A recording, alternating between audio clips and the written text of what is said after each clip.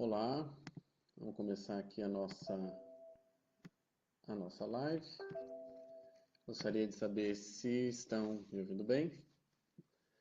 Eu sempre espero um minutinho para que a gente efetivamente comece, né? Para que as pessoas possam ir chegando. Então, vou esperar os primeiros espectadores da live. Meu boa noite, direto aqui de Cascais, Portugal. Tá um pouco frio hoje, como vocês podem perceber. E, enfim, a maioria que está assistindo, que está aí no Brasil, deve estar passando um calor danado.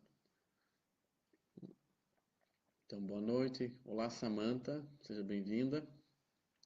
Mayuri, seja bem-vinda também. Quem mais está por aí? Vão dando os olás de vocês. Gabriel de Oliveira, Matheus Martins. Opa, seja bem-vindo também. Quem mais? Quem mais? Quem mais está aí? Vamos esperar. Vamos compartilhando o link. Eu peço para vocês compartilharem para que mais pessoas acompanhem a live. Oi, mãe. A mãe não pode faltar, né? Quem mais? Tereza. Hello, Tereza. Hello. Bem-vinda, minha vizinha. Marisa, boa noite. Rosana Rubini, quanto tempo? Tudo bem? Gustavo. Bruna Caetano, boa noite. Vamos chegando, vamos compartilhando o link. Ana Mundim, olá. Maria Carolina Patriota, boa noite. Como você está? Eu dou esses minutinhos de início para que as pessoas possam saber da live, possam chegar para que elas, enfim, possam acompanhar do início, né? Não percam nada e estejam nos acompanhando desde o início. Cecília, bem-vinda. Júlia, bem-vinda. Flávio, boa noite. Diego, boa noite. Por favor, né? Meu pedido é sempre que vocês compartilhem, né, o link da transmissão e avisem os amigos e a família de vocês para que todo mundo venha aqui para essa aula live, né? Peraí, onde eu parei? Diego, boa noite também. Tassiana, Vitor Rosa, boa noite. Igor Cavalcante, tudo bem? Marcela, tudo bem com você? Léo, Dani Oliveira, Patrick Camargos, tudo bem? Boa noite de Belo Horizonte, Minas Gerais. É legal se vocês puderem também colocar o lugar de onde vocês estão falando, para eu ter uma ideia enfim, né, da geografia dessa aula, até onde nós chegamos, né, com esse tema. Miguel Caruso, boa noite. Se aproximar mais do microfone, está um pouco baixo para você. Eu vou aumentar um pouco. Ainda não estava no máximo o meu volume. Agora ele está no máximo. Pedro, hora viva, Pedro Frazão, aqui de Portugal, bem-vindo. Reginaldo, boa noite. O som está um pouco baixo, Igor? Olha, agora eu aumentei, tá? Coloquei aqui no máximo, daí me digam se vocês estão ouvindo bem. Eu posso falar um pouco mais alto também. Fone também ajuda nessa hora, né?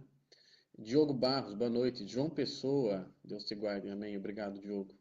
Belém, Diego Gomes é de Belém, maravilha. Tem uma aluna e amiga que é de Belém também, mora em Curitiba, mas ama Belém. Marisa, Niterói, Rio de Janeiro, bem-vinda. Luciana, boa noite. Bianca, Campo Mourão, Paraná. Já passei por Campo Mourão, não pude ficar na cidade, mas já passei pela cidade. Gabriel de Oliveira, Espírito Santo, Alegre, Espírito Santo, Maceió. Igor, não sabia que você morava em Maceió.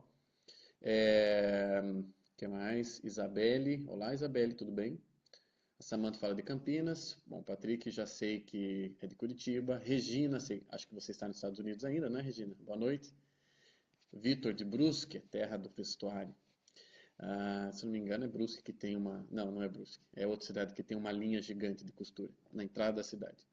Juiz de Fora, Cecília, Bom Jesus de Itabapoana, Rio de Janeiro, a Júlia Furtado. São Bernardo do Campo, Ana Flávia, Isabelle, Mato Grosso do Sul, Aline Justen, olá, bem-vinda. Enfim, o pessoal está chegando. Mais uma vez, reforço, compartilhem o link, avisem os amigos que a live vai começar agora para valer. O nosso tema de hoje, que é o tema do amor, né? Vocês sabem, esse é um dos temas que mais aparecem nas minhas aulas, né? Tem alguns temas que recorrentemente aparecem. E um dos motivos para que o amor apareça tanto nas minhas aulas, e inclusive que já tenho até dedicado um curso inteiro para ele, né? Lá no meu site, avidahumana.com.br, vocês podem encontrar o curso Estudo sobre o Amor. E é o nome de um dos livros do Ortega Gasset, né, do José Ortega Gasset. E um dos motivos, um dos porquês de ele aparecer recorrentemente nas minhas aulas. Olá, Ítalo, que bom que você está por aqui. Bem-vindo. Paola, Edmilson, Juliana, Alexandre de Londres, tá? Não estamos tão longe, né, Alexandre? Lília Oliveira, Barretos, a Camis fala de Foz do Iguaçu. Sejam todos muito bem-vindos, tá? Um dos motivos, então, do amor aparecer recorrentemente nas minhas aulas, né, e de eu ter dedicado, inclusive, um curso de 8 aulas só para falar do amor, e ainda falarei muito mais, eu imagino, é justamente o fato de que dentro do pensamento do Ortega Gasset e a Escola de Madrid, toda afetada pelo pensamento do Ortega Gasset, a Escola de Madrid, que é a minha escola de pensamento, quer dizer, são os filósofos que eu mais leio, que eu mais estudo, o amor tem um papel de destaque. Não é no mesmo sentido que ele tem na vida de qualquer pessoa, né? Acho que nenhum de nós vai dizer que o amor não é importante, né? Mas dentro da filosofia espanhola, dentro do pensamento de Ortega Gasset, por exemplo, o amor é o nosso critério de aprendizagem. Quer dizer, a razão para Ortega Gasset, na verdade, é um componente do amor. Por quê? Eu aprendo, eu aprendo mais sobre aquilo que me interessa mais, ou de outra forma, né, dizendo na linguagem do Ortega Gasset, eu me conecto, né, com as coisas que eu amo. Então, uma das famosas frases do Ortega, dentro desse livro, inclusive, Estudo sobre o Amor, é a frase: o amor é o grande arquiteto do mundo. Por quê? Porque nós nos conectamos com as coisas, nós nos ligamos com as coisas, com as realidades, que inclui pessoas e coisas, né? Pessoas, animais, coisas. Nós nos ligamos a essas pessoas e essas realidades à medida em que nos interessamos por elas. E esse interesse, ele é genuíno quando ele é um interesse amoroso, quer dizer, quando ele pretende realmente conhecer aquela realidade, aquele objeto, aquela pessoa. Então, por isso, Ortega Gasset diz: a minha vida, né, toda circunstância da minha vida, ela é desenhada, eu me torno esta pessoa especificamente de acordo com os amores que tive ao longo da vida. Quer dizer, as relações, as conexões que estabeleci ao longo da minha vida com as realidades que eu amei. E dentro das realidades que eu amei, uma das principais realidades são as outras pessoas, né? Seja a pessoa com quem eu quero passar a minha vida ao lado dela, né? Quero dividir a casa com ela, quero dividir o meu quarto com ela, sejam os meus pais, sejam os meus amigos, enfim, todo tipo de pessoa que eu ame, diferentes tipos de amor, mas enfim, o que ele está querendo dizer é que o amor é o grande critério de conhecimento. Quanto mais eu amo uma coisa, mais eu quero saber sobre ela. Não é assim? Nós somos assim em relação as pessoas com as quais nós temos algum tipo de relacionamento e pelas quais nos interessamos. Né? É, tem mais gente chegando e dizendo de onde veio. Tem gente da Bahia, tem gente do Rio de Janeiro, tem gente de São Luís do Maranhão, Maiuri, Bia, Fernanda. Ótimo, todos bem-vindos. Tá? Então, o amor é esse arquiteto do mundo. Quer dizer, que mundo, né? O meu mundo pessoal, o seu mundo pessoal, né? Esse mundo se constrói à medida em que estabelecemos conexões interessadas com as coisas e as pessoas. Eu fico mais parecido, né? Eu fico mais semelhante com aquilo que mais amo, né? Com aquilo para o qual dedico mais energia, mais vontade de conhecer.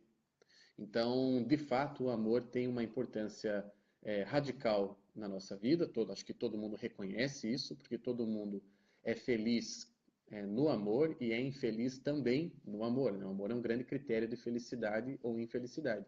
E na filosofia espanhola, era essa a primeira coisa que eu queria dizer hoje, na filosofia espanhola, o amor tem essa dimensão ainda mais importante, porque afinal de contas ele é considerado como o critério máximo de conhecimento. Quer dizer, a razão é um componente do amor. Né? Ou seja, a minha capacidade de aprender é maior à medida em que eu amo o objeto em questão. Muito bem, mas não é especificamente do pensamento do Ortega Gasset que eu vou falar hoje. Quer dizer, eu, como coloquei na divulgação dessa live, vou falar de um mito, que é o mito de Eros e Psique, e talvez quando falamos de amor, é uma das primeiras coisas que vem à nossa mente. Nós lembramos de algumas histórias, quando falamos de amor, né? Histórias famosas, histórias que fazem parte, enfim, da civilização e da história da civilização ocidental, especialmente por causa da arte. Então, por exemplo, estou falando de Romeu e Julieta, estou falando de Amor de Perdição, do Camilo Castelo Branco. Estou, para quem nunca leu e ainda por cima acaba aprendendo um pouco mais de língua portuguesa, né, ao ler um dos grandes gênios da nossa língua.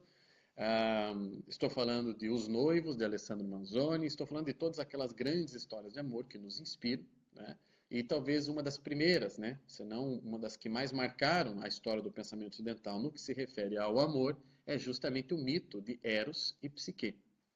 E antes de contar a história do mito, né, eu tenho aqui uma versão do mito. Nós, quando falamos de mitologia grega, sabemos que existem versões diferentes para esses mitos mais famosos. Enfim, eles se diferenciam em um ou outro detalhe, mas no conjunto da obra eles são semelhantes, né? Ainda que haja versões, quer dizer, você não perde muito no sentido do que você precisa aprender com aquele mito.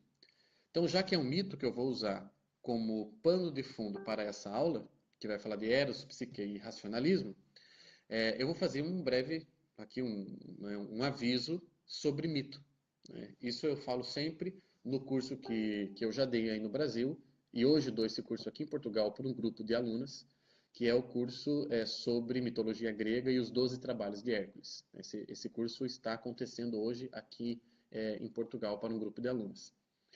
Então, qual é o aviso que eu dou sempre que eu vou começar a falar de mitologia? Então, o aviso, na verdade, é tentar sanar, né, algum possível erro, né, que nós temos a respeito da interpretação do mito, do que é um mito, né?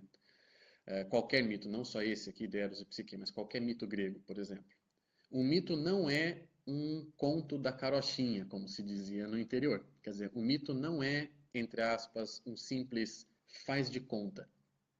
O mito não é uma história inventada, como qualquer outra, né? O mito não é uma lenda urbana, né? Nós temos muitas lendas urbanas. Quem quer que tenha morar em cidades, grandes ou pequenas, deve conhecer uma ou outra lenda que tem a ver com a sua região. E essas lendas são inventadas pelas pessoas e pelas gerações, enfim, com fatos que acontecem, que são hipervalorizados, que são, enfim, enxerta-se ali um pouco de fantasia, um pouco de exagero, e aquele fato, enfim, nas gerações seguintes, acaba sendo admitido como lenda e repassado de geração para geração como lenda. Quer dizer, a lenda, ela não tem pretensão de veracidade. Ela tem outras pretensões, mas de veracidade, não. O mito é diferente. O mito não é isso. O mito não é um simples faz de conta, né? O mito não é apenas uma história que pode enriquecer a nossa imaginação, como o faz de conta pode. O mito, já diria Mircea Eliade, o mito é uma verdade do pré-tempo. Quer dizer, todas as histórias míticas são verdadeiras, porém podem não ser lógicas. O nosso grande problema é confundir lógica com verdade. Quer dizer, aquilo que não passa pelo nosso crivo da razão, nós consideramos mentira ou falsidade. Quer dizer, aquilo não serve para direcionar a minha vida, porque não sobrevive aos ataques da lógica, às tentativas da lógica. Ou seja, o pensamento racional, que ganhou uma importância assim, muito maior de 2 ou 3 séculos para cá, né, especialmente o trabalho de René Descartes marca essa transição, de certa forma, esse racionalismo cartesiano. Então, desde então, o ser humano, e não é coincidência que o ser humano esteja tão perdido em relação à própria vida, em relação à realidade humana mesmo, hoje em dia. Quer dizer, desde então, o ser humano ele se apega mais ao que ele consegue explicar, e aí a explicação é o critério de veracidade, do que ao que realmente pode iluminar a sua compreensão da vida, ainda que essa compreensão não seja estritamente lógica. Quer dizer, a verdade, ela transcende a lógica. Quer dizer, a verdade, uma coisa não deixa de ser verdade porque eu não consigo explicá-la. Não é? Quer dizer, a minha capacidade de explicação está aquém da verdade, que é soberana e é a vitamina mesmo e a possibilidade mesmo da lógica existir, que é a coincidência entre juízo e realidade. Essa coincidência entre uma coisa e o que se diz da coisa é que nós chamamos de verdade. Agora, para que isso seja possível, precisa existir a verdade mesma. E a verdade, portanto, transcende qualquer tipo de juízo. A há muitas verdades na emoção, não é? Há muitas verdades nos sentimentos. E a verdade, portanto, transcende e muito a nossa capacidade lógica. E eu poderia, não é, portanto, o objetivo primeiro dessa aula, aqui hoje, dessa live, ficar falando da lógica, da razão e da verdade. Mas eu preciso falar disso porque nós vamos usar um mito como ponto de apoio, né? Como quadro de referências para a aula do amor. O ser humano, veja, ainda que ele não saiba explicar uma série de coisas, e o ser humano da Grécia Antiga, esse sujeito que crescia ouvindo esses mitos, que eram contados, narrados para ele, ou que ele acessava pelos poemas, pelos poemas épicos que ele lia, pelo Homero que ele lia, o ser humano, ainda que ele não conseguisse explicar com os mesmos critérios lógicos como era possível que Hércules, por exemplo, fosse cuidado por uma cabra, ou que Zeus pudesse gerar uma nova criança na sua coxa, ainda que isso não fosse passivo de explicação para ele, ele reconhecia que aquilo revelava alguma verdade e que essa verdade estava anterior à sua capacidade de juízo. E que era a sua capacidade de juízo que tinha que ser vitaminada por essa verdade que transcende a capacidade de juízo e não o contrário. Quer dizer, se nós estreitamos muito as nossas possibilidades de acesso à verdade, nós ficamos apenas com aquelas verdades ditas lógicas, nós em pouco tempo não teremos muitas verdades para consolar a nossa vida. Quer dizer, é preciso manter um campo de possibilidades aberto, quer dizer, de que a verdade não seja domesticável pela inteligência humana, não é verdade? De que a verdade nos transcenda e seja ela mesma vitamina da própria inteligência, para que, dentro desse cenário que corresponde à verdade que me transcende, eu consiga acessar via intuição, que dispensa, portanto, a razão, alguns aspectos dessa verdade, via a razão, outros aspectos dessa verdade. Quer dizer, a mitologia, os mitos em geral, a mitologia grega como um todo, é fruto de uma percepção de gerações de gregos, uma percepção muito sincera, muito delicada, muito real, do que realmente constitui, né, me perdoe pela redundância, mas que é inevitável, uma percepção muito real do que compõe a realidade mesma. E essa realidade mesma não pode ser toda ela explicada. Então, quando você lê um mito e lê sem esse preconceito que hoje se ensina em escolas, em faculdades, né? O mito era aquilo que os seres humanos contavam uns para os outros antes da emergência da razão, né? Quando os seres humanos eram pré-históricos, praticamente, quando os seres humanos não eram dotados ainda dessa inteligência e dessa lógica que nós, homens modernos, conquistamos, etc. Essa balela toda que ensinaram em faculdade, em escola hoje em dia, que destrói a inteligência, tanto de crianças quanto de adolescentes e jovens, destrói, né, porque o sujeito não é capaz de ler um poema, por exemplo, de Camões e entender. Mas ele é capaz de resolver, por exemplo, o probleminha de lógica lá na aula de matemática. Mas ele não é capaz de explicar um poema. E o sujeito não percebe que isto é um problema. Entende? Quer dizer, ele não percebe que faltam possibilidades para ele. Faltam aspectos que transcendam a razão e que possam ser considerados nesse seu labor interior, nesse seu aprendizado, nesse seu processo de crescimento e aprendizado e de conexão com a realidade, né, de arquitetura da própria vida, como diria Ortega Gasset.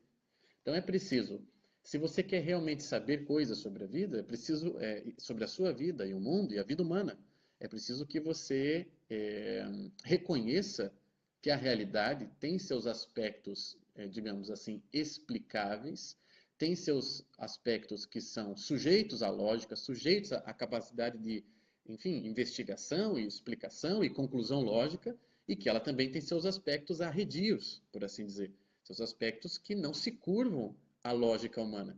E o fato deles não se curvarem à lógica humana é que dá um sentimento de revolta em muitas pessoas, né? A ponto delas só quererem ficar com aquilo que elas conseguem explicar.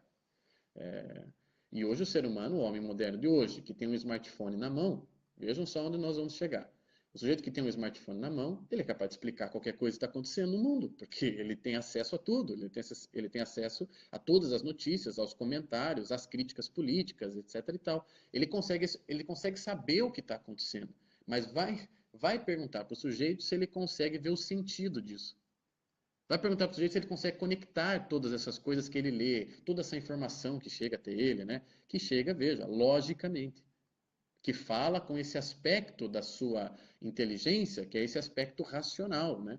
Quer dizer, ele consegue, então, entrar no site do New York Times, ler todas aquelas notícias, entender o que está escrito lá, quer dizer, ele tem a capacidade lógica dele preservada, ele tem esse aspecto da inteligência dele preservado, apesar que alguns estão perdendo até esse, inclusive, a educação está conseguindo destruir o básico também, mas pergunta se ele consegue juntar as coisas, pergunta se ele consegue ver sentido em tudo aquilo, se ele consegue olhar para além do fato aparente, se ele consegue encontrar, por exemplo, um fundamento para que todas aquelas coisas que se referem à política, economia, cultura, etc. e tal, que elas tenham sentido. Enfim. Então veja, nós não vamos aqui ler uma historinha simplesmente. Nós vamos aqui ler uma forma simbólica de expressar uma verdade do pré-tempo. Algo que de fato é assim, ainda que não saibamos explicar bem por que é assim. É isso que faz do mito o mito. É isso que faz dele essa primeira, a grande expressão, né, desse primeiro nível de discurso humano, que é o discurso das possibilidades. E não o último nível do discurso humano, que é o nível da exatidão, o nível da certeza. Né? É preciso que haja um grande vaso de possibilidades para que dentre as possibilidades se extraiam passo a passo algumas certezas. Não é? Uma questão, olha só, de lógica.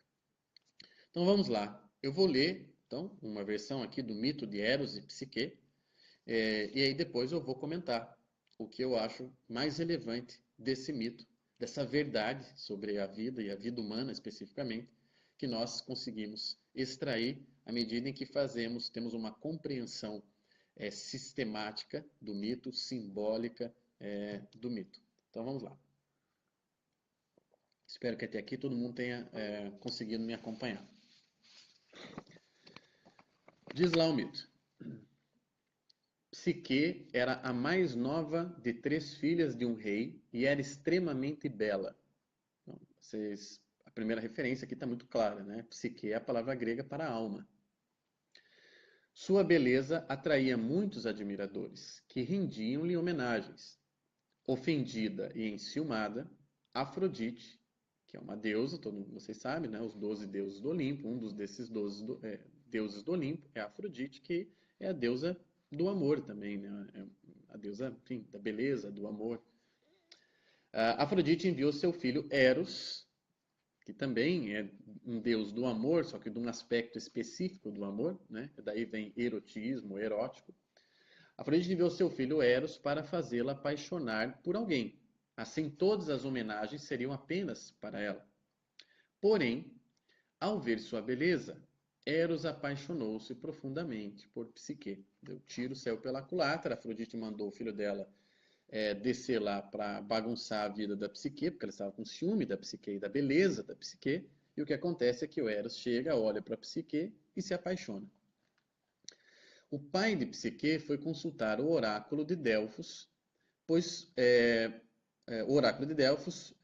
suas outras filhas haviam encontrado maridos e Psique permanecia sozinha. Manipulado por Eros, o oráculo aconselhou que Psique deveria ser deixada numa solitária montanha onde seria desposada por um terrível monstro.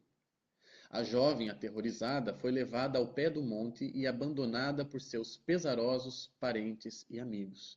O pai de Psique, querendo casá-lo, deu ouvidos a Eros, que estava apaixonado por Psique, e aí Eros conseguiu enlouquecer lá um pouco o pai da Psique, e a Psique então foi levada para uma montanha para viver num lugar isolado, solitariamente, onde seria possuída por um tipo de monstro, segundo o Eros, que esse era o destino de Psique e tinha que ser cumprido. E o pai de Psique, não querendo contrariar Eros, acata ao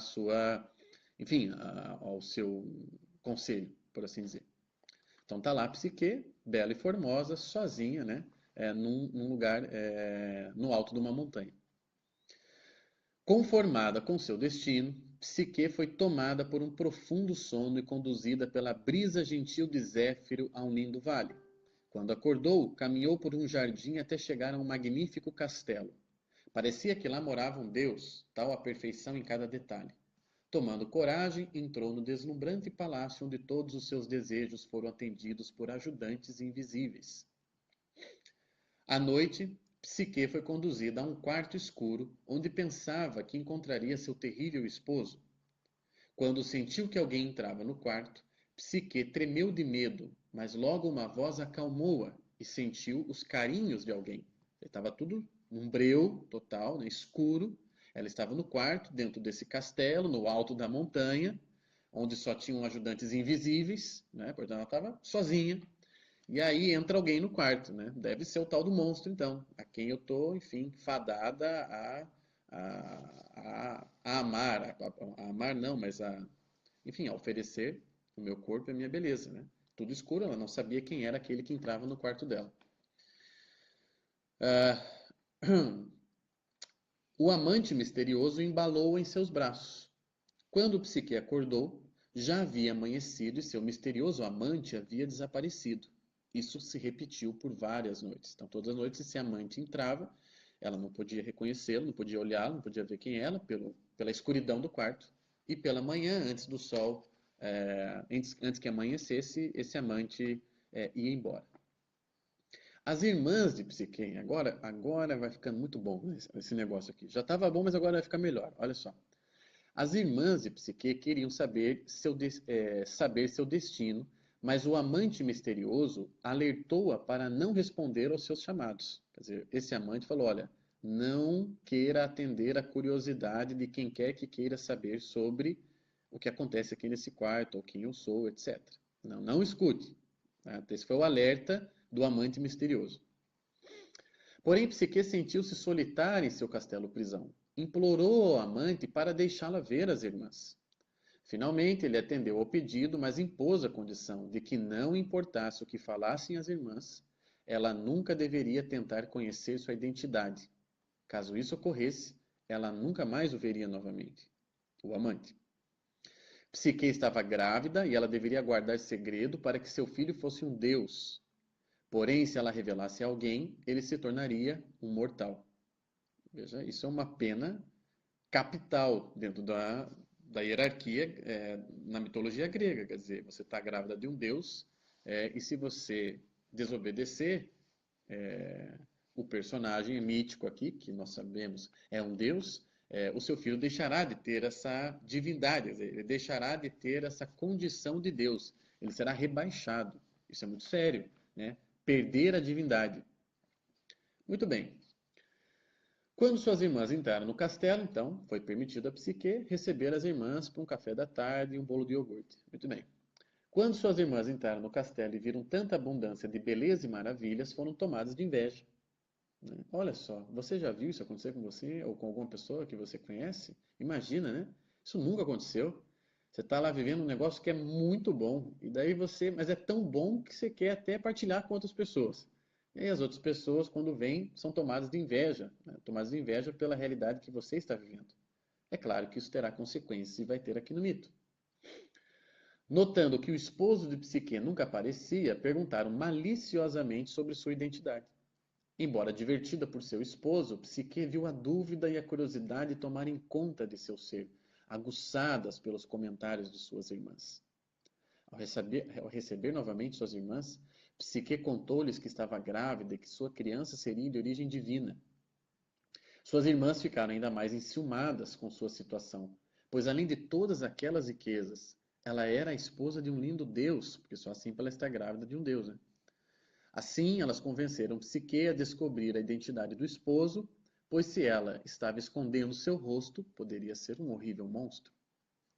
Assustada com o que havia dito suas irmãs, Psique levou uma lamparina para o quarto, decidida a conhecer a identidade do marido. Esquecendo os avisos do seu amante, enquanto Eros descansava à noite ao seu lado, Psique aproximou a lamparina para ver o rosto do seu amante. Para sua surpresa, ela viu um jovem de extrema beleza e, admirada, não percebeu a inclinação da lamparina que deixou uma gota de óleo quente cair sobre o ombro de Eros. Eros acordou assustado e voou pela janela do quarto, dizendo: Tola Psique, É assim que retribui meu amor? Depois de haver desobedecido às ordens de minha mãe e tornado a minha esposa, tu me julgavas um monstro? Vá, volte para junto de suas irmãs, cujos conselhos preferiste ouvir. Não lhe imponho outro castigo, senão de deixá-la para sempre. O amor não pode conviver com a suspeita. No mesmo instante, o castelo, as belezas e os jardins desapareceram. Triste. O mito, enfim, tem sequência. O mito não termina aqui, ainda tem os castigos de Psique, e, enfim, no final das contas, já vou adiantar a história aqui para vocês. Psique e Eros ficam juntos, tá? Mas vamos parar aqui porque, para o meu propósito hoje, podemos parar aqui. Hum. Existem três acepções de amor. Existem três formas de amor. Então, uma chamada Eros, a outra chamada Caritas e a outra chamada Ágape. As palavras não têm a mesma raiz, né? Temos aqui grego e latim, mas as três são destinadas a, enfim, aspectos diferentes de amor. Então, a palavra ágape, por exemplo, refere-se ao amor ideal, né? Ao amor sem medidas, que é o amor divino. É o amor excelente, é o amor perfeito. É preciso que haja um modelo de amor, e o modelo de amor, portanto, é o que nós chamamos de ágape, é o modelo sacrificial de amor, maximamente sacrificial. E que por isso, por exemplo, no cristianismo, o seu grande símbolo é o próprio Cristo na cruz, né? Esse é um exemplo máximo de ágape, que é o amor de Deus pelas pessoas. Existe o amor caritas, de onde vem, obviamente, a palavra caridade. E o amor caritas é esse amor, enfim, que liga os seres humanos uns aos outros, né? Que, se mantido, se alimentado, faz com que eu tenha compaixão, com que eu me importe com o outro. Seja um outro próximo a mim, né? Um familiar, um amigo, seja alguém não tão próximo a mim, alguém que está, enfim, passando fome ou frio na rua, ou algum refugiado, ou etc. Qualquer ser humano que desperte em mim a minha humanidade também, a minha compaixão pela situação, pela condição dessa pessoa, né? Então, tudo isso, quando falamos disso, falamos de caridade, né? Que é o grande amor que nós, seres humanos, podemos sentir uns pelos outros, no sentido em que, a partir desse amor, a partir da caridade que temos para com o outro, nos doamos uns pelos outros, né? Nos importamos uns com os outros. E existe, né? Seria, portanto, assim, um maior exemplo de amor fraternal, né? E existe esse amor eros, que nós deturpamos bastante quando transformamos o erótico no que nós entendemos hoje por erótico, né? Nós, enfim, destruímos o sentido da palavra, né? Hoje, erótico, nós sabemos bem o que quer dizer a palavra erótico, né? E que foi basicamente tomado enfim, pela perversão, pela pornografia, e filme erótico, poema erótico, literatura erótica, virou tudo no fundo acaba virando sexo, né? E não é isso Eros, né? Eros é o deus do amor, mas que amor é esse, originalmente? É esse amor que atrai dois seres humanos a ponto deles quererem ser um só. Esse é o amor Eros, esse é o amor erótico. O amor erótico é o amor que atrai duas pessoas a ponto delas quererem ser tão íntimas que se tornam uma só, como nos diz o próprio cristianismo, né? Quando sempre que se fala do sacramento do matrimônio, por exemplo, uma só carne. Então vejam, são três acepções diferentes e este mito está falando dessa terceira. Está falando do erotismo, ou seja, da atração e do processo de encantamento que une duas pessoas. Aqui de maneira ideal, quer dizer, a maneira ideal porque possibilita toda a outra atração entre duas pessoas. Então, assim, como é mito, é o pré-tempo, quer dizer, é a lei dessa realidade, é a lei da relação humana. A lei da relação humana de duas pessoas que se atraem e querem ficar juntas, a lei que governa essa atração, aqui no plano da realidade da existência humana, ela está dita, ela está pré-configurada nesse mito de Eros e Psique. Eros, o amor, Psique, a alma. Nós temos aqui, numa interpretação psicológica desse mito, né, tal como Paul Diel poderia nos ajudar a fazer, né? Que um dos grandes intérpretes de mitologia grega, e nesse sentido psicológico, que é o que eu estou fazendo aqui hoje, é, nós temos aqui, enfim, uma série de informações e de verdades, né, ditas de maneira simbólica nesse mito sobre a relação entre duas pessoas. E não qualquer relação, né, não uma relação fraternal, nem uma relação filial, mas uma relação de atração, de desejo e de comunhão a dois, né? Duas pessoas que se amam e que querem ficar juntas e que querem ser íntimas umas das outras, uma da outra. Então vamos lá. A primeira coisa que nós percebemos é que Psique é maravilhosa, né? Ela é bela. É uma das primeiras coisas que está dita no mito, né? Psique é beleza e que desperta inclusive o ciúme de Afrodite. E ela envia Eros para que essa história termine ali mesmo e que tantos homens e tantos seres ficavam lá babando em Psique para que isso acabasse de uma vez e que ela casasse de uma vez e que voltassem a render apenas homenagens a ela, Afrodite. O que acontece, né, é que Eros se apaixona no mesmo instante em que ele olha para Psique. E aí o mito já está nos dizendo uma primeira verdade, não é? O amor nasce de um encantamento pela alma do outro, ou seja, por quem o outro é. É claro que a atração é sensível, né? A atração é fruto de aspectos sensíveis da personalidade do outro. Então, ou seja, é claro que uma primeira coisa que nos chama atenção em alguém é seu aspecto físico. Né? É uma primeira coisa. Então, ah, cola com o meu jeito, né? Atende aos meus gostos pessoais ou não. Então, estou lá, tá andando na rua, estou na escola, estou na faculdade, todo mundo tem suas trajetórias amorosas, todo mundo já viveu alguma coisa disso, né? Perto disso, de se sentir atraído quando alguém passa na sua frente e tem algo ali que te chama atenção, tem algo ali que te desperta, tem algo que te atrai. Atrair porque te faz ir em direção. Né? A atração, quer dizer, faz você se pôr em movimento em direção àquela pessoa. Você viu tantas pessoas ao longo da sua vida, não foi? Você vê tanta gente, é, tantas mulheres, né, por quem você poderia se apaixonar, mas você não se apaixona por todas, você se apaixonou por algumas apenas. Tem algumas específicas que te chamam a atenção. Então, é claro que um primeiro aspecto da atração é físico, mas o amor é o início do mito. Ou seja, Eros, que é o amor, se encanta pela alma, pela psique.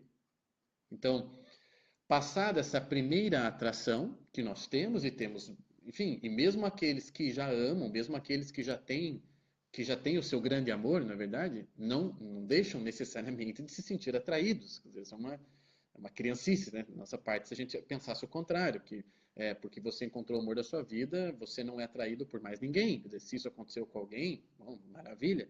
Mas a atração é o que é a nossa, são os nossos instintos falando, são os nossos apetites, e nós temos a nossa atenção chamada pelas pessoas que nós achamos bonitas, que nós achamos atraentes, etc. e tal. Agora, entre isto e amor, há uma diferença brutal. E a diferença brutal é essa que já está dada no início do mito, que desperta tanto ciúme na Afrodite. É que todos aqueles que se encantavam por quem ela era, psique, ou seja, se encantavam pela alma.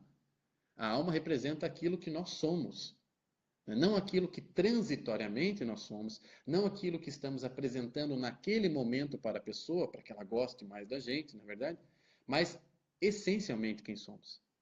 E o essencial é invisível aos olhos, já diria Exupéry no Pequeno Príncipe.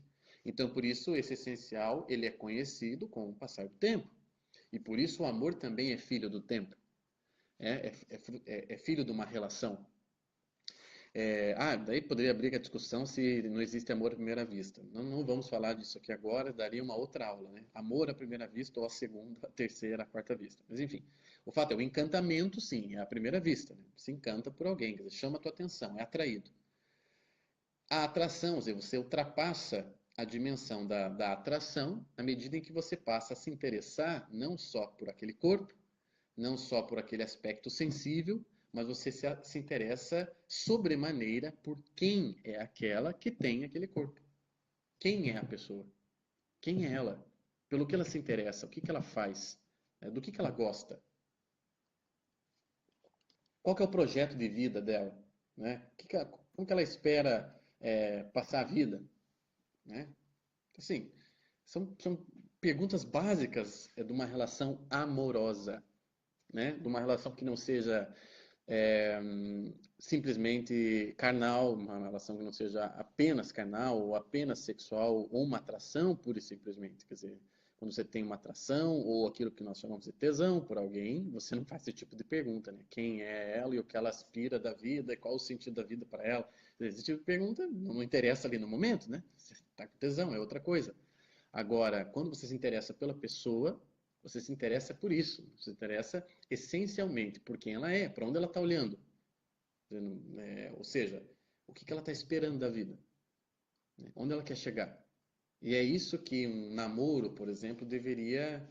Esse tipo de dúvida é que um namoro deveria dirimir. Devia resolver esse tipo de questão, né? É, só um pouquinho, só ver se alguém tem uma pergunta aqui. Tarará, tarará. Ok, não, beleza. Então, só bons comentários. Fico feliz dos bons comentários que eu estou lendo aqui. Mas vamos lá, continuando então, essa primeira parte quer dizer isso. Quer dizer, Eros se encanta por Psique. Quer dizer, o amor dobra-se pela essência, por quem nós somos, né? Todo o resto, todos os outros tipos de relação podem não chegar a esse ponto, mas no amor é imprescindível que nós olhemos verdadeiramente para aquilo que o outro é, né? Que inclui o seu corpo. Veja, não estou falando que exclui, né? Então eu não estou nem aí para o corpo. Não, é que o corpo está dentro disso, né? O corpo é conteúdo do continente que é a alma. É essa a diferença. Muito bem, seguindo o mito, então Eros se apaixona. E aí, é claro, acontece o que acontece com cada um de nós. Veja como o mito, isso que o que eu acabei de falar até agora é uma verdade que eu extraí do mito, né? Quem vai dizer para mim que não é assim, né? Claro, nós não estamos falando aqui de matemática, que 2 e 2 são 4, que, portanto, eu não posso explicar essas coisas também com o mesmo tipo de exatidão lógica que eu explicaria aqui uma equação matemática, né? Então, é preciso também que na apreensão simbólica disso daqui, né, e a particularização do símbolo, cada um saiba adequar para si, para a própria vida, o que eu estou falando, né? Nós não estamos aqui tratando, mais uma vez, de matemática, de física, nós estamos falando de ciência tradicional, de simbolismo, de mitologia, e que, como já disse no início, é tão verdadeiro ou até mais do que qualquer ciência moderna exata. Muito bem, continuando então.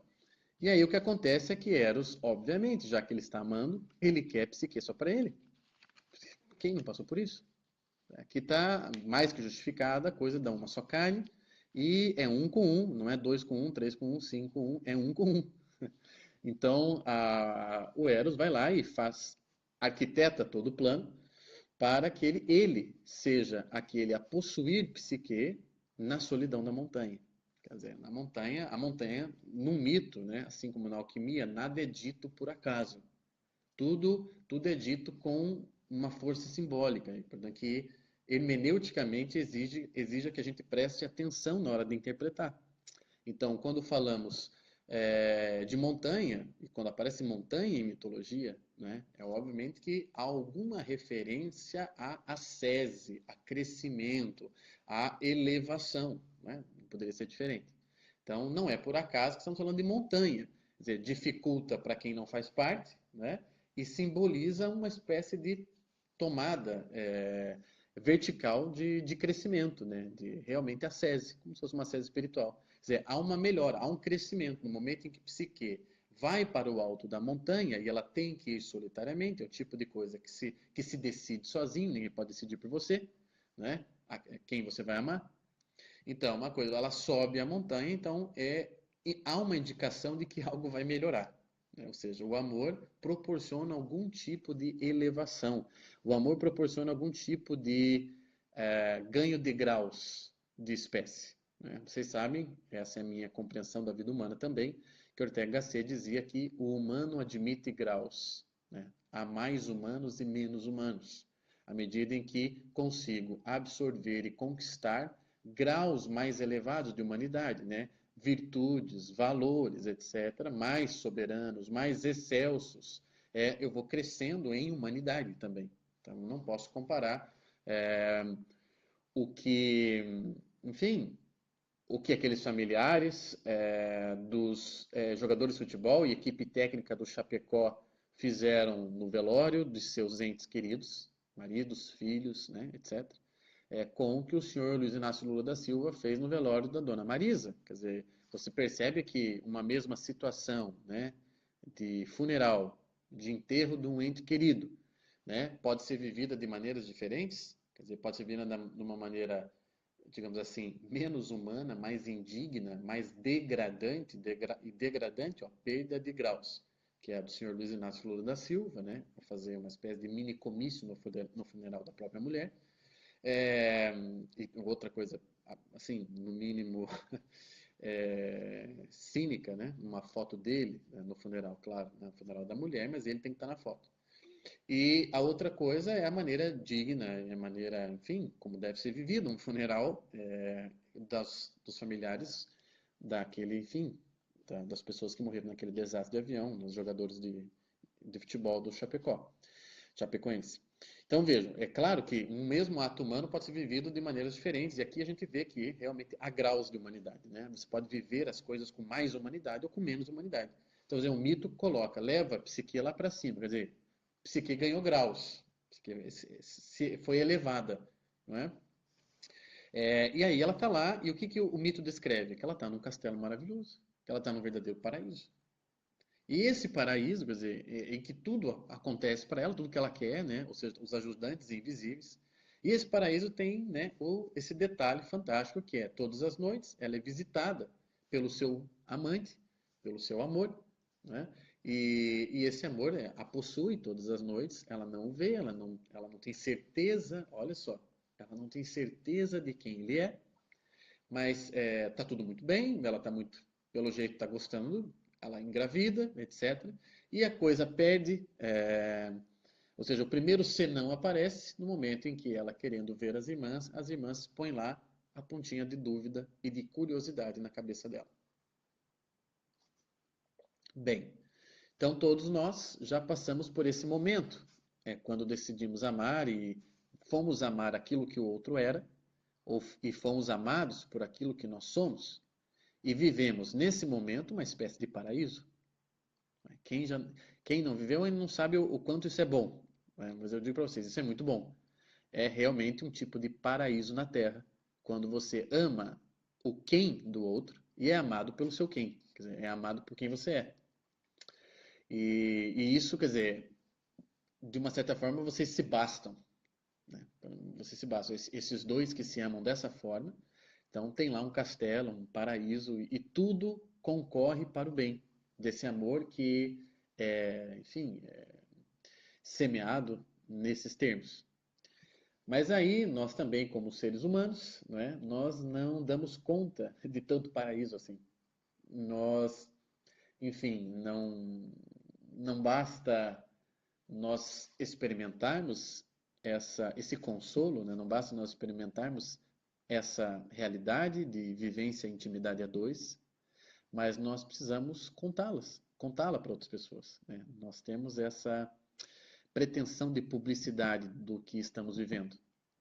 E falar de pretensão de publicidade quer dizer, num tempo de Facebook e Instagram, enfim, eu nem preciso explicar que o mito está certo ou errado. Quer dizer, quantos de nós, né, no momento em que entramos numa relação ou saímos de uma relação, uma das primeiras coisas que a gente pode fazer é mudar o nosso status no Facebook. Né, de solteiro para casado, de casado para divorciados, e, enfim, de divorciado para namorando. A gente faz isso, quer dizer, essa publicidade do que nós vivemos no nosso castelo, né? Ou seja, do que nós vivemos na intimidade do nosso ser. E é justamente no momento que essa publicidade acontece que os problemas surgem. O mito, a grande mudança aqui, né, a mudança de, enfim, de trajetória aqui de Psique e Eros acontece, né? Eros havia avisado, né? Ele avisou a Psique, olha, não saia contando, né? Só não jogue ao vento isso daqui, mantenha entre nós, né? Aquela coisa, olha, fica entre a gente isso daqui e não queira, né? Não atice a curiosidade nem do outro nem a própria tua, né? Do que nós temos. Enfim, mas o fato é que ela tem a curiosidade dela atiçada, né? Psique é feminina, não poderia ser diferente. Ela tem a curiosidade dela atiçada e as irmãs têm esse papel, né? que representam o mundo lá fora. As irmãs não vivem no castelo, as irmãs são de fora. Elas vêm até o castelo, elas são convidadas. Quer dizer, a relação, o amor, né, a relação amorosa, que era idílica, que era perfeita, etc., né, que gerava frutos, ela estava grávida. Ela, enfim, teve seu primeiro elemento estranho trazido. Ela convidou o mundo para dentro desse castelo. Ela trouxe o mundo para dentro do castelo, que são as irmãs. E no papel que as irmãs precisam desempenhar, é o papel que todo o mundo exterior à relação dos dois amantes desempenharia, quer dizer, o papel do atiçar com fogo, né? Mas o que é que vocês estão vivendo? Mas por que é tão bom? Ah, passa o segredo, né? Você já parou para pensar nisso? Você gosta de quando ele faz aquilo? E etc, etc. Quer dizer, começam a surgir os questionamentos que tem lá um desejo de explicação. Basicamente, é uma pretensão de explicação e de domínio racional do que estava acontecendo dentro do castelo. Quer dizer, é preciso uma clareza a respeito do que estava acontecendo. E aí vejam, a cena em que Psique é tomada de curiosidade e de, portanto, de desejo de clareza a respeito do que ela vivia no idílico castelo, a cena em que ela acende a lamparina para ver quem estava na cama com ela, quer dizer, isso é fantástico. Quer dizer, que força simbólica tem o mito? Quer dizer, a luz, né, geralmente está ligada à inteligência e à razão. Ou seja, todo o encanto, todo o equilíbrio harmonioso daquela relação amorosa, Eros e Psique, do próprio amor pela alma, é quebrado no momento em que se acende a luz. Quer dizer, Eros sai voando pela janela, e vocês podem procurar representações de Eros e Psique, e a mais famosa é justamente a escultura em que Eros tem duas asas. Eros sai voando pela janela, no momento em que ele percebe, depois da gota de óleo derrubada no seu ombro, ele percebe que Psique o estava vendo tal como ele era. Quer dizer, Psique estava tendo a clareza da situação, né? Dominando, portanto, os aspectos de seu amante. Ele estava vendo. Não havia mais mistério. Quer dizer, tudo o que acontecia antes na penumbra, ou seja, tudo o que acontecia debaixo da razão e consciência, e que mantinha os dois ligados, quando lançado, né, à luz da razão, quando colocado à prova da luz, quando colocado à prova da clareza, se perde. Quer dizer, o amor literalmente sai voando pela janela. Né? E o que depreendemos disso? E aí você entende por que essa aula também se chama Eros, Psique e Irracionalismo. Um dos líderes intelectuais do irracionalismo, que apareceu no século XIX, né, século XIX e século XX, como reação àquele racionalismo exacerbado que eu falei no começo aqui dessa live, né, ao racionalismo cartesiano, que, enfim, esgotou, entre aspas, a maior parte das possibilidades humanas, que secou a imaginação humana, que secou a nossa inteligência, ao invés de vitaminá-la, né? O racionalismo, que só toma como verídico aquilo que passa pelo seu crivo. Então, obviamente, ele gera um movimento contrário, que é o irracionalismo. E Miguel de Unamuno, outro espanhol, é aquele. Sim, tá tudo gravado, tá, Tayane? Assim, tem gente chegando agora, pessoal. Quem perdeu o início da live, tá tudo sendo gravado. Terminando a live, já vai para a página do Facebook imediatamente. Tá todo o vídeo lá. E depois, se calhar, ainda põe no YouTube. Então, paramos aqui nesse ponto. O Miguel de Unamuno escreve a favor do irracionalismo. Por quê? Porque as grandes realidades não são, digamos assim, domesticáveis pela razão. E no momento mesmo que a razão quer domesticar as grandes realidades humanas, ele as diminui, ele as perde. Quer dizer, o afã de explicar, o afã de esclarecer toda a realidade humana é já o grande perigo de embrutecimento e diminuição dessa mesma realidade.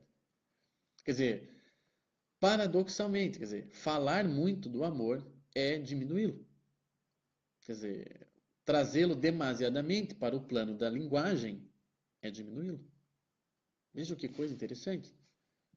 Nós tínhamos uma cena de paraíso entre Eros e Psique, até o momento em que ela deixou que as vozes externas entrassem em seu castelo, representado pelas irmãs, e que ela acendesse a luz para olhar cara a cara o seu amante. Quer dizer, ela queria vê-lo tal como ele é, o que simboliza enxergá-lo sem dúvidas, enxergá-lo sem mistérios.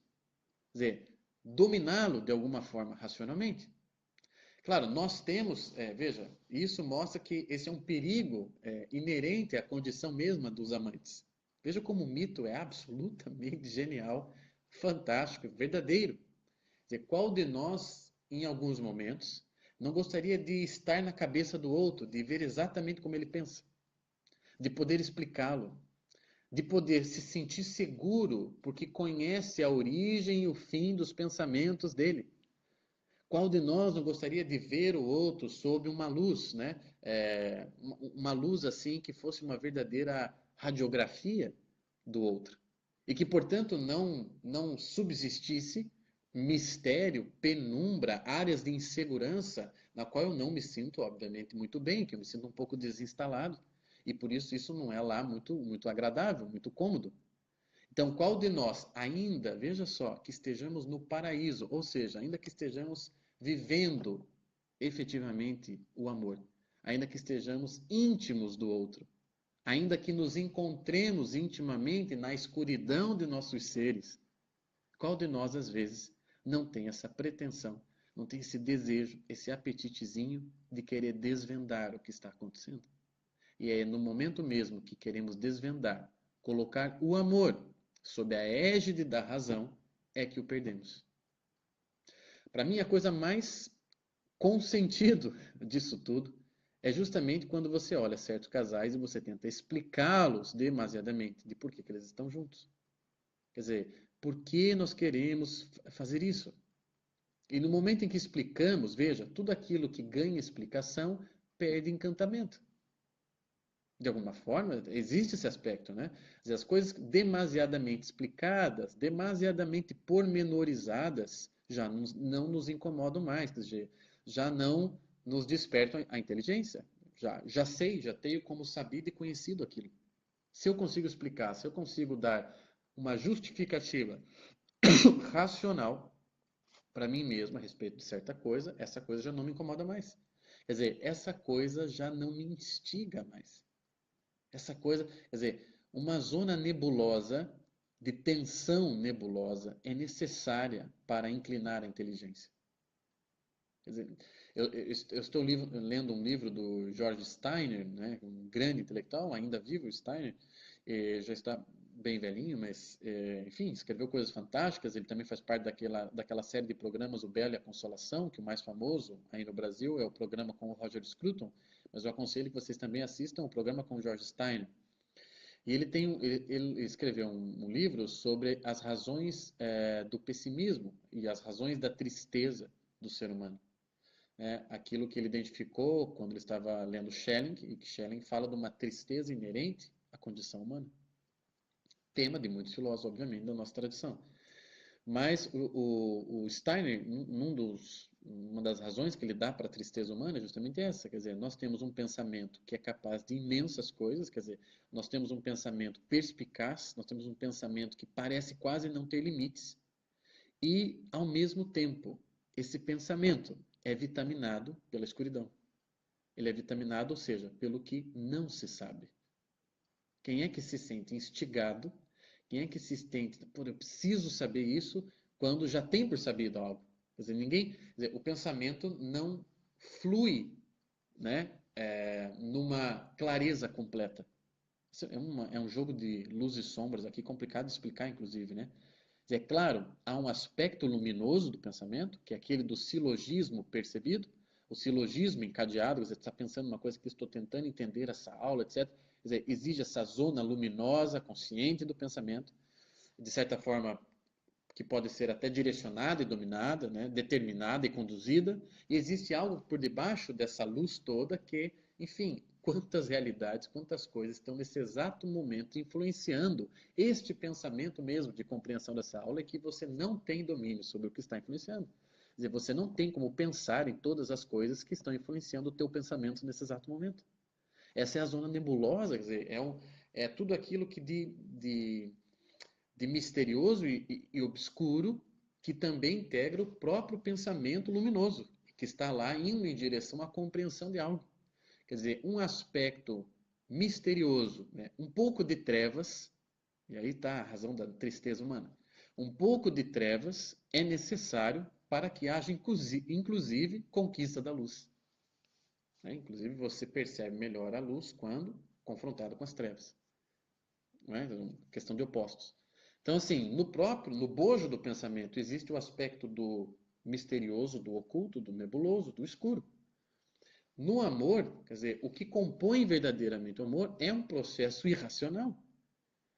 Bom, você pode ler toda a psicologia do mundo, você pode ler Freud, você pode ler Jung, exatamente isso, Mariana Baggio, exatamente.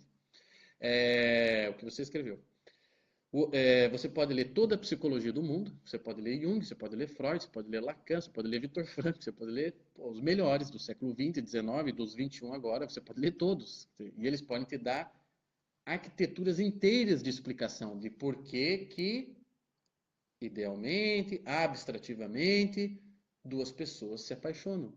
Agora, nenhum deles pode dizer porque você, aí, de carne e osso, se apaixonou por aquela pessoa de carne e osso pela qual você está apaixonado.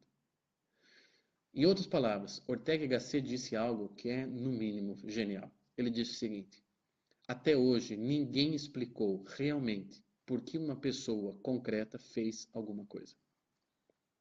Entende? Quer dizer, nós explicamos coisas genericamente. Nós explicamos coisas à medida em que pegamos fatos, situações, realidades e a trazemos para o nível do intelecto. E para trazê-lo para o nível do intelecto é preciso abstrair.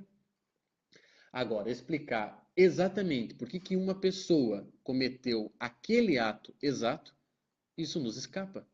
Nós fazemos apostas. Nós, né, achamos, deve ser por isso, por aquilo. Ele gosta de certo tipo de gente, ele é atraído por certo tipo de pessoa, ele teve uma criação dessa ou daquela forma, então é claro que ele dá mais valor para esse tipo de mulher, etc. Quer dizer, nós tentamos ali dar algum tipo de explicação, entende? Mas, de fato, o conjunto das nossas parcas explicações não vão nos justificar 100%, com toda certeza, certeza radical, por que fulano escolheu Beltrana. Nós não temos como fazer isso. E este afã, né, este apetite desmedido, desesperado de ter de explicar e de querer dominar o próprio ato mesmo de amar pela razão, quer dizer, essa é a tentação e essa é a perda de paraíso do homem moderno. É por isso que nós estamos tão infelizes no amor. Nós estamos infelizes no amor não porque perdemos a capacidade de amar, ou seja, de nos encantarmos uns pelos outros. Nós perdemos a capacidade de permanecer no amor. Essa é a diferença. Não perdemos a capacidade, nós ainda nos encantamos uns pelos outros, nós ainda somos atraídos, nós ainda nos interessamos por quem o outro é, apesar de todo o nosso egoísmo, etc. O que nós perdemos é a nossa capacidade de permanência. Que a capacidade de permanência advém da nossa capacidade de manter a tensão do escuro e do claro no próprio ato de amar. Quer dizer, é claro que ao longo dos anos, convivendo com alguém, eu ganharei, por assim dizer, sem que eu tenha que ficar cutucando muito, eu ganharei uma série de conhecimentos a respeito daquela pessoa que eu amo. Ela mesma vai tratar de me contar com seus atos, com as suas palavras, com o seu testemunho, com as experiências que passaremos juntos. Quer dizer, é claro, é inevitável que algo sobre ela eu saiba. E que é até natural que eu saiba mais conforme o tempo passe. Mas também é claro, né, e a palavra claro aqui é interessante, mas também é claro que eu não saberei tudo. E que esse não saber tudo, essa zona de mistério que persiste, é ela mesma, a vitamina daquele amor. E que aquele amor cessará no instante mesmo em que eu tiver por sabido, conhecido e explicado o outro que está diante de mim. Lembrando que eu jamais terei por sabido e explicado o outro que está diante de mim, senão por um processo de ilusão meu pessoal. Eu jamais conseguirei explicar alguém. O que eu tentarei no máximo é explicar atos de uma pessoa. Agora, explicar uma pessoa é querer aplicar a razão, que é menor, que é conteúdo, ao continente, que são as possibilidades. Quer dizer, eu querer inverter a pirâmide, eu querer inverter os níveis do discurso. Eu achar que é possível pegar uma realidade inteira que é uma pessoa e conseguir colocá-la num quadro branco de forma didática. Isso é essa achar que eu consigo isso e ter essa pretensão é uma loucura e é isso que tem influenciado tão negativamente na nossa, enfim, no nosso processo de amar. Não é? Peça para qualquer pai e mãe explicar o amor que eles sentem pelos filhos. Isso é de uma idiotice. Como é que você vai fazer uma coisa dessa? Não tem como. Não tem, simplesmente não tem explicação. Eu posso falar sobre o meu amor pelos meus filhos, mas eu vou ficar falando, posso falar dias, posso falar horas ou dias ou meses, a depender da minha capacidade também de expressão, não é? E do tanto também que eu já saiba sobre esse amor, mas o tanto que eu falarei e que eu falasse por dias e dias e dias e dias e dias, eu não esgotaria a realidade mesma do amor que eu sinto por eles. É uma realidade. Transcende minha lógica, minha capacidade de explicação, e é ela mesma a possibilidade da lógica e da explicação. É preciso que haja essa máxima condição, essa máxima substância, que é o amor mesmo, para que se permita a mínima, que é a explicação. É, exata, ó, Daniel, muito bem lembrado, a citação bíblica é isso, é bem-aventurado aquele que acreditou sem ter visto, né? Igor Cavalcante pede para que eu repita o nome do autor que fez a crítica ao racionalismo. É o Miguel de Unamuno, Igor, que é aquele espanhol, tá? Da geração 98, precursor do José Ortega Gasset. Ainda pretendo falar muito mais sobre ele nos meus cursos, né? O Miguel de Unamuno, enfim, é uma obra vastíssima porque vai da filosofia aos romances e novelas, né? Ele escreveu as duas coisas, escreveu sobre teatro, escreveu, enfim, sujeita uma inteligência assim como poucas, né? E um dos grandes responsáveis para depois ser possível um José Ortega Gasset e a Escola de Madrid subsequente. Então é Miguel de Unamuno, ele é o pai do irracionalismo ibérico, né, que confronta justamente o racionalismo cartesiano. E você não tem que escolher um lado ou outro, né, porque tudo também as pessoas querem saber qual lado que está certo. Não, calma lá também. Mas você pode tomar aqui algumas medidas e precauções que o irracionalismo te oferece e aplicá-las e você vai se dar muito bem. E uma delas é essa, quer dizer, o amor, no fundo, no fundo, no fundo, no fundo, no fundo, no fundo, tal como a história de Eros e Psique, é um ato irracional. O que isso quer dizer? É um ato que não se dobra à razão. É um ato que não se dobra, não se curva às tentativas de contenção, de abarcamento da razão. É isso que o mito de Eros e Psique nos diz até este ponto. Depois o mito continua, vocês podem procurar e pegar as nuances do mito. Mas assim, em termos gerais e numa explicação mais psicológica, existencialista do mito, é isso que nós temos para aprender com Eros e Psique. Quer dizer, que nós, vejam, eu falo aqui agora basicamente para as mulheres também, porque, enfim, a maior parte dos meus alunos são mulheres, né, das minhas alunas. E se calhar deve ser também muito devido ao curso de Filosofia da Mulher, que foi um grande momento da minha trajetória como professor e alterou muitas coisas na minha trajetória. Eu devo muito àquele momento e àquelas pessoas que participaram do curso de Filosofia da Mulher. É, mulheres, né? Existe a questão humana, mas existe agora a específica feminina. Tentem explicar menos. Tentem pedir menos explicações. Né? É aí que o encanto se quebra. Né? Tentem, claro que às vezes é inevitável, às vezes ter momentos de conversa dois, é inevitável também colocar certos panos limpos, por assim dizer, mas tanto diálogo, tanta conversa, tanto sentimento, tanta sensibilidade que hoje se exige do homem também, tanto vamos falar sobre o que estamos sentindo, não nos trouxe a um bom lugar. Se formos comparar as trajetórias amorosas que nós vivemos hoje e as trajetórias amorosas que eram vividas antes. E ao nível de felicidade que nós temos hoje no amor e ao nível de felicidade que as pessoas tinham antes. Que suportavam, por serem mais humanas no sentido de graus, suportavam as tensões de luz e sombras que configuram o ato mesmo de amar. É isso que eu acho que deveria ser levado, enfim, para as vidas, né, para a minha vida e para a vida de vocês, com esse mito de Eros e Psique. Ah, não sei se eu tenho mais alguma coisa para falar, eu acho que não. Né? Eu acho que os aspectos principais do mito é isso aqui. Ah, alguém lembra aqui frases famosas, frases da literatura ocidental, o coração tem razões que a própria razão desconhece. sim, é verdade. É claro, quando você toma decisões a respeito de uma pessoa, é óbvio que uma decisão é racional, né? Então, você decidiu casar com ela, por exemplo. Essa decisão, obviamente, que ela tem o seu aspecto racional, mas eu estou falando da realidade do amor. A realidade do amor é irracional. Não o seu, é claro que o amor tem um aspecto compreensível, tem um aspecto racional, mas a sua realidade transcende a razão. Essa era a coisa mais importante que eu queria dizer hoje.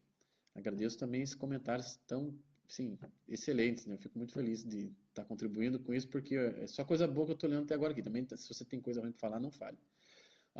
Israel Krauco, muito obrigado, viu? Aperte aí 1000 vezes se você puder, botando curtir. É verdade, Marielle, a verdade nos liberta. A verdade que é conhecida, ela nos liberta. Né? E é tão bom conhecer a verdade sem precisar da razão. Ainda tem mais essa. É tão bom fazer aquilo que você conhece, por exemplo, por intuição, sem precisar. Eu derrubei água agora na mesa aqui em tudo. Mas dá para me virar aqui. Aquilo que você consegue saber, assim, conhecer intimamente, sem explicar, dizer, aquilo também te dá um consolo danado, né? Quer dizer, o processo de compreensão, o processo de silogismo, explicação, de raciocínio, um processo tão laboroso, um processo que exige tanto e gasta tanta energia, como o próprio George Steiner fala no livro que eu aludi aqui para vocês, quer dizer, são pouquíssimos os seres humanos que viveram muitos anos, né, tiveram longas vidas, pensando tanto e energicamente em alguma questão. E as pessoas se esgotam. De tanto pensar, morreu burro, já dizia o Olavo de Carvalho. As pessoas se esgotam quando pensam demais. Quer dizer, o negócio não está no pensar, né? Mesmo porque conhecer e pensar não são sinônimos, ok? Hannah Arendt, né, depois também, pretendo também dar curso sobre Hannah Arendt, estou lendo um livro dela que é também muito bom. Lembrando Kant, é isso daqui, né? Conhecer e pensar não são sinônimos. Então, não diminua as coisas ao pensamento. Né? Entenda o pensamento na qualidade que ele tem e na importância que ele tem, e obviamente que é muito grande, e que já torna o homem diferente de todo o resto da criação, mas não tome o pensamento como a última e mais importante realidade do processo de conhecimento, que não é, de fato, não é. Agora, a questão aqui é, especialmente para alguém que vive da filosofia como eu, vive em vários sentidos da palavra viver, se eu aguento saber uma coisa e não poder explicá-la. Essa é a questão. Há uma série de coisas que eu sei e que eu não tenho a menor ideia de como explicá-las, porque eu não sei explicar nem para mim, mas eu sei. Aí que está, eu sei, ainda que eu nunca consiga dizer para vocês. Ok? Professor, o que acha da obra do Lila Lavelli? Meu Deus do céu, Léo, Lavelli, olha, talvez Lavelli está entre os melhores momentos da minha vida de estudos. Os melhores e ao mesmo tempo os mais angustiantes, né? Porque ele me abre assim, umas janelas que são dificílimas, né? De ver e de alcançar a perspectiva e o grau de clareza que ele tem a respeito de certas coisas, porque ele escreve de uma forma enfim, poética, não é? E às vezes eu até me perco na poesia, na beleza das palavras mesmo, e às vezes perco o objeto. Mas o Lavelli é, enfim, genial para tudo isso aqui que nós estamos falando, né? O Lavelli estaria mais na corrente espiritualista, né? Temos aqui a corrente racionalista cartesiana, a corrente irracionalista de Miguel de Unamuno. O Lavelli estaria na corrente espiritualista, portanto escreveu tantas obras sobre justamente esses assuntos de alma, espírito e consciência e que não pode ser enquadrado nem lá nem cá, nem no racionalismo, nem no irracionalismo. Acho que tem que ser lido, mas lido com maturidade. Né? Lavelli não é uma leitura para ser feita assim desavisadamente e nem com rapidez. Né? Tem que ler aos poucos, enfim, né? Devagar e sempre. Né? Lavelli é o tipo de leitura devagar e sempre, e eu começaria pelo O Erro de Narciso. Ok? Deixa eu ver se tem mais alguma coisa. O fogo que arde sem se ver, ferida que dói não sente, contentamento, descontente. É mais ou menos isso mesmo. Ok, quem chegou agora? Enfim, bom, pode rever essa aula vai estar disponível no meu Facebook. Eu pretendo, como eu tenho dito, na última live que eu fiz sobre o meu livro, quem não assistiu a live sobre o Porquê Nós Somos Felizes, eu fiz uma live semana passada sobre o capítulo 7. Está aí no meu Facebook, um pouco mais. Coloquei no YouTube, o canal YouTube.